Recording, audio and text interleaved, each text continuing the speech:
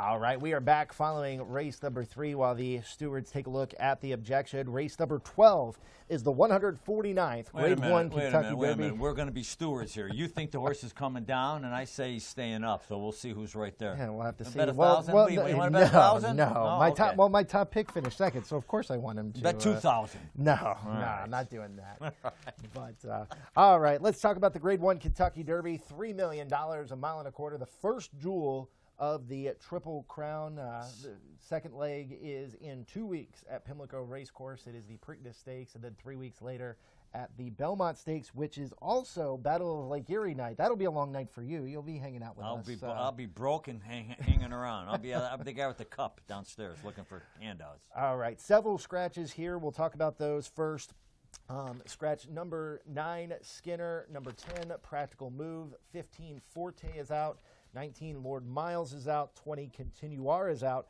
21, Cyclone Mischief will run, as well as 22, Mandarin Hero, and 23, King Russell. Big turn of events. Big rider change here on the 21, Cyclone Mischief. Goes to Irad Ortiz Jr., who picks up the mount following the scratch of Forte. We'll talk about all of those here in just a moment. We're going to go through the entire field. Churchill Downs PR putting out a tweet here just a few moments ago. Post 1 through 18 is where everybody will break from. So stalls 19 and 20 will be left empty for the 149th run for the Roses. Let's talk about it. We're going to go through the entire field and go through our selections. Number 1, Hit Show.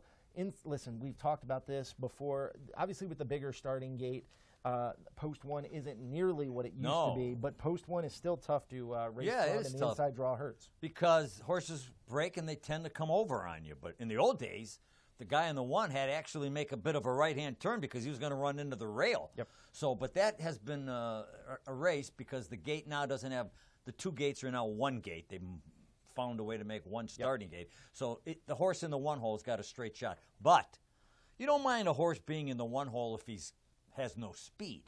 But if your horse has speed or moderate speed, he could get squeezed pretty bad against the rail. So that makes it tougher. Hit Show's got medium speed, so he may pay a price for being down in there. This is a horse that was second in the Wood. The Wood Memorial used to be a great yardstick for Kentucky Derby contenders. Hasn't been for a long time. I don't like Hit Show. Do you? No, I'm not a fan of Hit Show off the rail, that's for sure. So we'll jump to the next one. Number 2, Verifying, who actually raced lights out in the Toyota Bluegrass Stakes, losing to Tapit Trice, just getting beat by a neck. One thing to note about Verifying, and we'll discuss it here, at least in harness racing anyway. In harness racing, when a horse tends to get loose during training or whatnot, that is an automatic bet. Verifying did get loose, dumped the rider earlier this week during training, came out of it just fine, no problems at all. Right. I cut out a quote from Hall of Fame trainer Bill Mott. Here's what he says about the Derby. I think the 1.25 miles sorts them all out. I don't care who it is. There's a lot of horses that go from the head of the stretch, meaning they go backwards. Yep. Where the Kentucky Derby starts, quarter pole, all the way back, and when they get to the head of the stretch, they say, holy cow, how far am I going? I think this is going to be a big problem with a lot of horses today. They're going to start backing up at the quarter pole, and if you're trying to close, you better be clear because they're going to back up into your face. I saw something interesting online that I cut out. They took where the sires rank in average winning distance and where the dams rank, and they combined the 2 numbers. So the bottom of the list is Verifying. Okay. He has a 28 combined score. The leader, which we'll hold off for a minute, only has a 9. So Verifying could have a problem getting 1.25 miles. Do you like him? I do, a little bit, but not a ton. I didn't pick him in my top 3. As you can see, our selections are right there at the bottom of the screen. I did not personally use Verifying, but Verifying has been working well at Churchill Downs. Obviously, the work from the other day where he tossed the rider.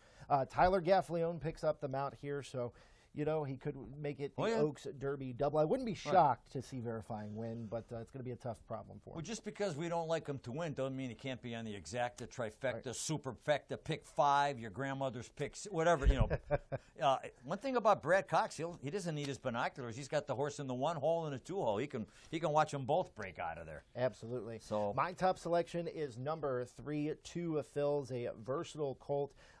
Going to try to do it after winning at Turfway Park in the it says the Junior Stakes Grade 3 event, but a really nice that's stakes. Jeff Ruby. I know what it is. I know what it is. I know what it is. It's the Jeff Ruby Stakes.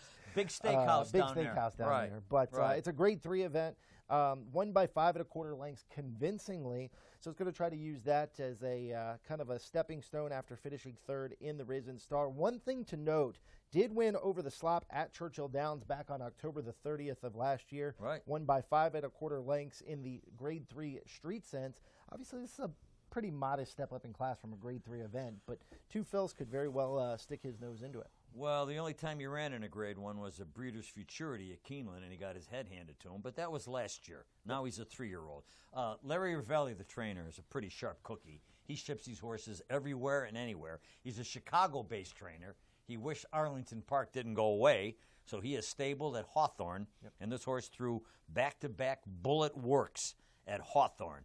Jared Loveberry has been an Ohio jockey. He spent some time at Thistledown. He's been around, so this horse has become like the now horse for a lot of people, 2 Phils. It'd be a great story if he wins. His average winning distance combined number is 22, so he's near the bottom of the list for getting a route of ground. But that's just more numbers. More of a long shot here for Confidence Game.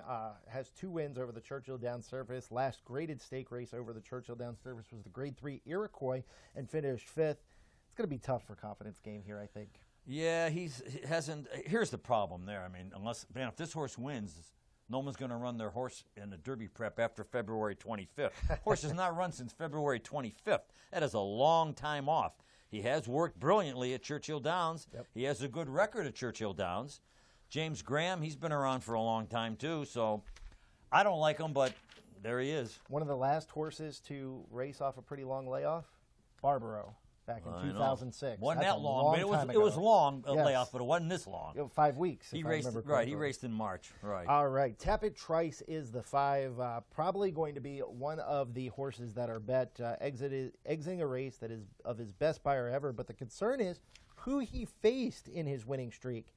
The question is it going to affect him today? He won the Bluegrass by a neck, won the Tampa Bay Derby by 2 lengths. He's really getting hot at the right time for trader Todd Pletcher. Right. He's a horse that hasn't missed. Everything that's been scheduled for him has gone off the way they wanted it. The races, the workouts. Luis Saez, he never gives up on a horse. Some people think he might get too far back.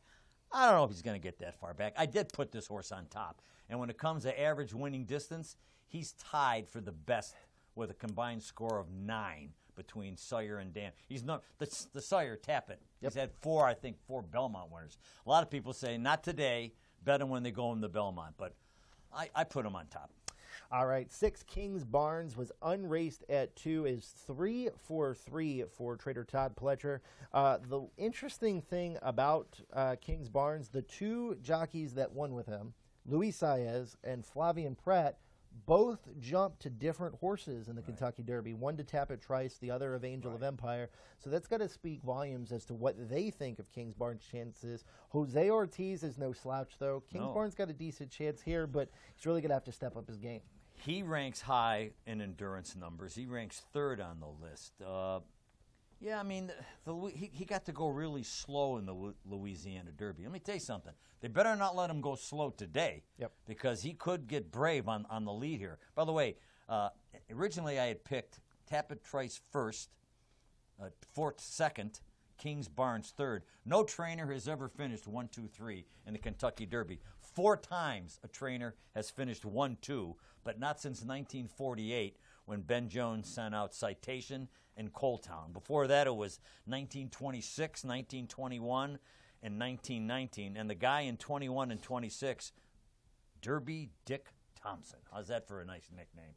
Derby. I'm going to start calling you the holiday or Hollywood Hayden of thoroughbred racing. Man, For a you're little- pulling out all these stats. Well, here. I like it. you got time. You do a little research. It makes for fun conversations. Hey, don't forget there's going to be an hour between races real soon. You have to have something to talk about. Number seven is Reincarnate. Hasn't done well since shipping out what I would call east. Oaklawn Park is more of a, I guess you would call it a Midwest track. Midwest it's a track. southern track. Right. Was third in the Rebel. Was third in the Arkansas Derby. It's a horse you might use underneath, but I'm not picking Reincarnate to win.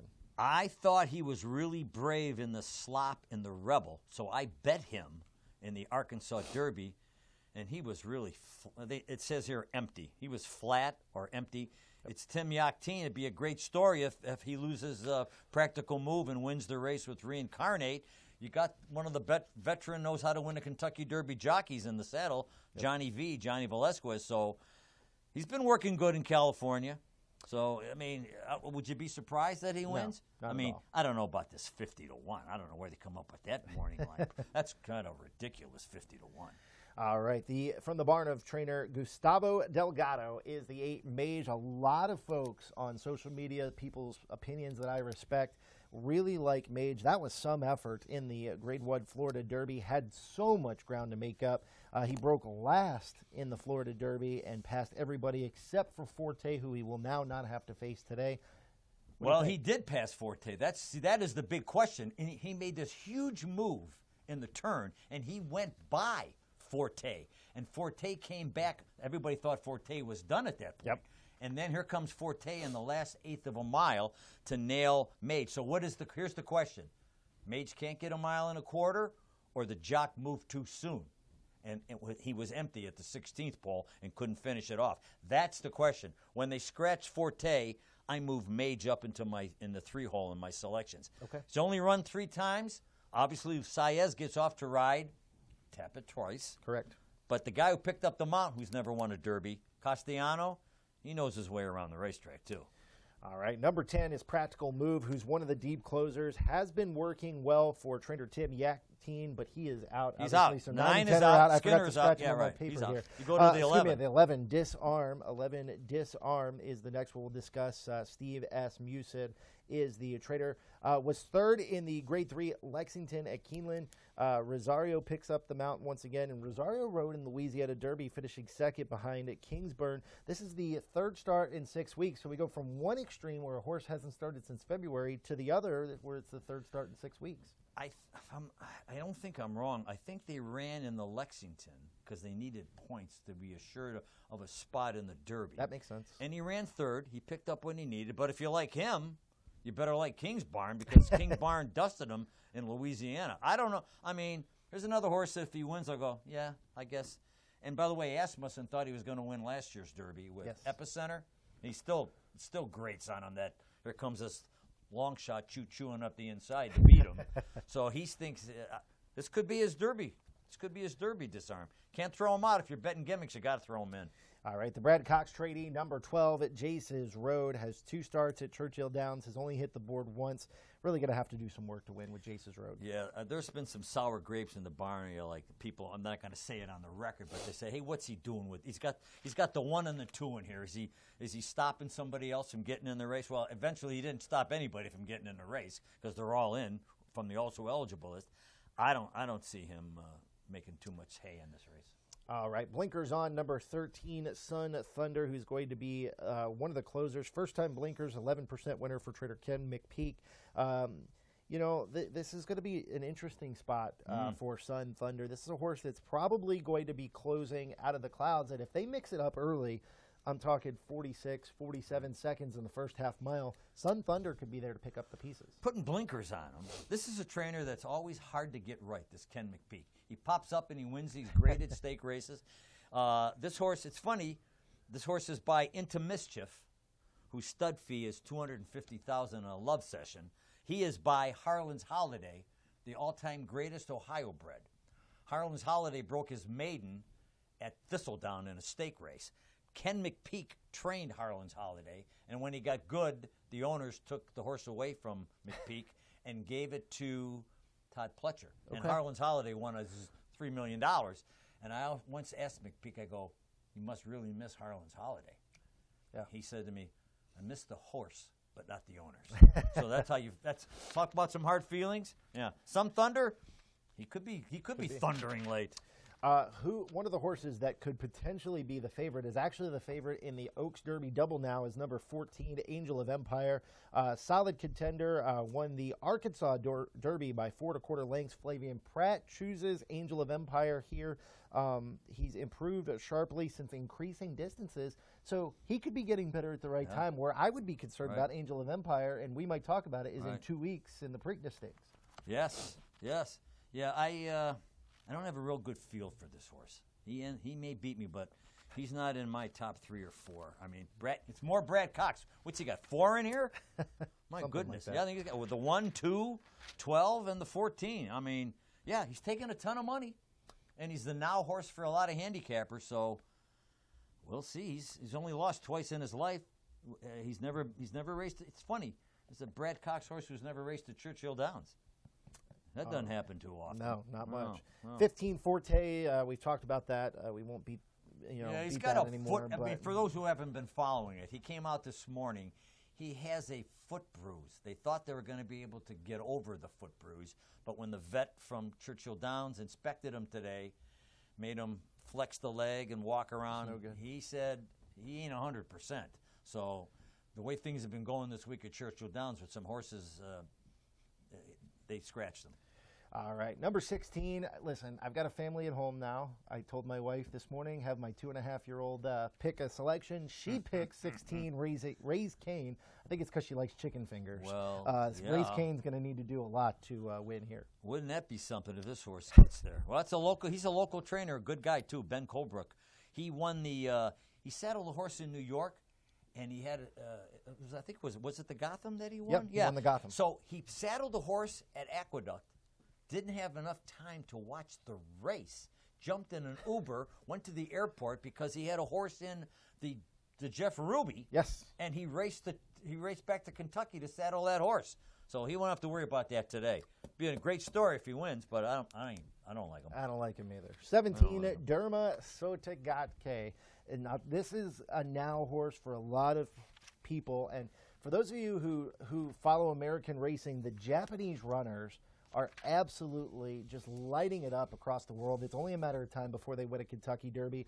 We talk every year about the UAE Derby, and the last few years, the winner of the UAE Derby has shipped over. You get 100 Derby points, so you're basically guaranteed a spot. I think it's winning you're in. And the thing about the UAE Derby, the ship from Maidan Racetrack over to the United States, I mean, you're only talking about a 5 to 6 week layoff here.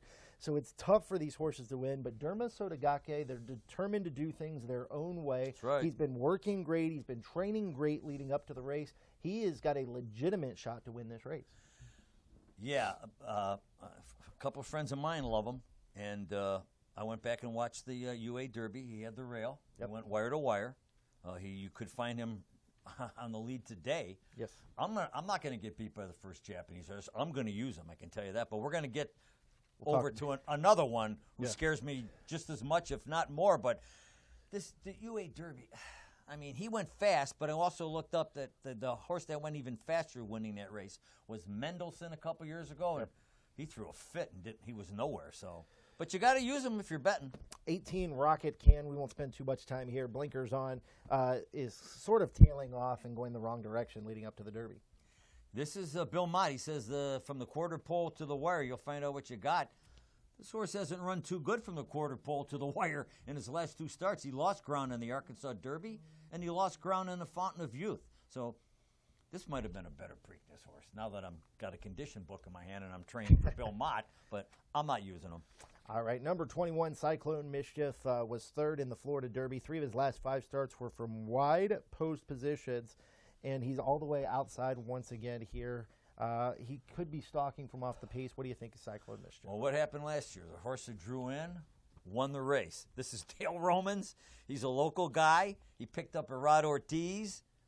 Obviously, his Florida Derby wasn't all that bad. He might just be maturing a little bit late. He'll be a big price if he gets there. All right, Mandarin Hero 22. This is a horse that both you and I both like. It's a Japanese runner who shipped to Santa Anita to race in the Santa Anita Derby. Just got beat by a nose. Practical Move is not here. He raced lights out in the Santa Anita Derby. I like Mandarin Hero in this spot. So do I. I got to use it because that day we were still hanging. They ran the Santa Anita Derby early enough that day where I didn't have to stay here until 9 o'clock. So I went back on YouTube and called up his races in Japan. He ran in on some dusty, deep racetrack back in Japan, and he raced well, and he ran lights out in the Santa Anita Derby. But I was told that he races on the Indians. I mean, the Guardians are Major League, and then the Columbus, whatever they're called, they're the AAA, and the Rubber Ducks. He races on the minor Japanese circuit. Okay. But for him to come over here and race that well, get beat a head or nose, whatever. Yeah, was it? You beat a nose, yeah. Yeah, I mean, how could you not use him? So got to throw him in. And then 23, King Russell has one start over the Churchill Down surface and didn't make it. We'll need some work today as well. He's going to get overlooked, but I tell you what, 6 starts, 1 win, 3 seconds. Got beat 4 lengths in the Americans. Well, if your friends and my friends like Angel of Empire, how are they not going to use the 23 horse? Got beat 4 lengths and ran second. So, all right, I'm 3:22.14 in the Derby. You are? I am 5.68. 5.68. I'm 3:22.14. He's 5.68.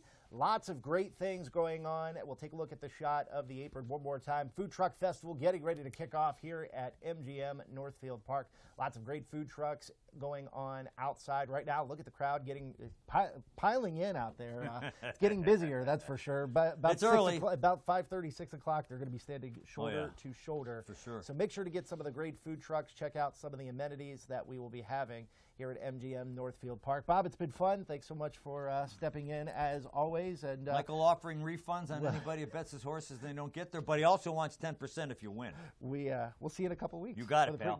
Thanks, guys. Good luck.